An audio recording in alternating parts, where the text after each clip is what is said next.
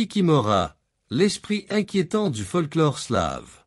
Kikimora est une créature légendaire du folklore slave, souvent décrite comme un esprit domestique malveillant ou un présage de malheur. Son rôle et son apparence varient selon les récits, mais elle est généralement liée au foyer et aux maisons, où elle peut soit aider, soit tourmenter les habitants. Origine et signification. Le nom Kikimora viendrait de mots slaves anciens signifiant esprit ou fantôme. Dans la mythologie slave, il existe deux types de Kikimora. La Kikimora des marais, une créature effrayante vivant dans les marécages et les forêts. Elle est souvent associée aux âmes perdues et aux mauvais présages. Elle hante ceux qui s'aventurent trop loin dans les terres sauvages et peut les égarer jusqu'à ce qu'ils se perdent à jamais.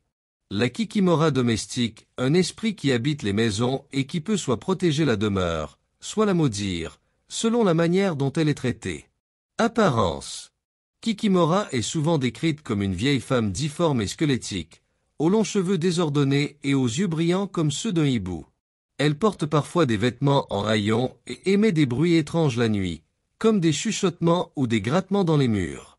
Dans certaines versions, elle a des traits rappelant un oiseau, avec des pattes griffues semblables à celles d'une poule, ce qui la rapproche de Baba Yaga, une autre figure mythologique slave.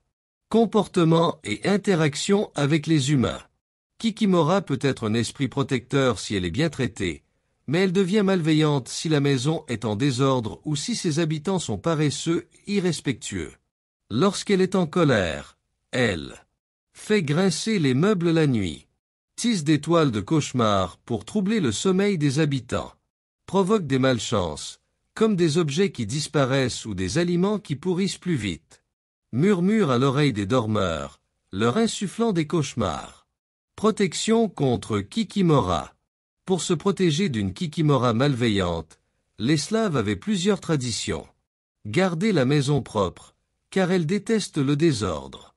Laisser une offrande de lait ou de pain près du foyer. Suspendre des plantes magiques comme le millepertuis ou l'absinthe, censées repousser les mauvais esprits.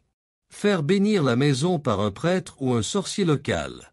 Kikimora dans la culture moderne.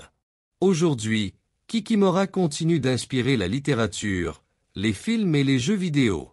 Elle apparaît dans des récits d'horreur, dans des œuvres fantastiques et même dans des jeux comme The Witcher, où elle est représentée sous la forme d'une créature monstrueuse insectoïde. Conclusion. Kikimora est une figure fascinante du folklore slave, à la fois effrayante et mystérieuse. Tantôt protectrice, tantôt maléfique, elle incarne la frontière entre le monde des esprits et celui des humains. Sa légende rappelle l'importance du respect des traditions et de l'harmonie dans la maison.